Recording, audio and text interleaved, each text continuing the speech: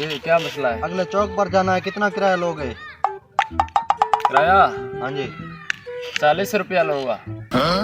अगले चौक पर। जी अगले चौक पर छोड़ दूंगा। ठीक है चलो।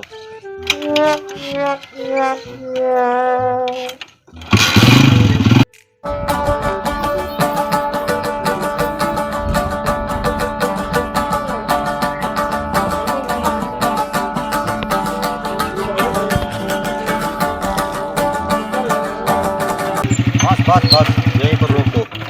ये लो भैया आपका चौक आ गया और निकालो मेरे 40 रुपए किराया। ये लो 20 रुपए। 20 रुपए? अरे भाई 40 रुपए का कहा था। तुम मेरे साथ आए हो ना? हाँ मैं तुम्हारे साथ आया हूँ। क्या तुम्हारा किराया मैंने देना है क्या?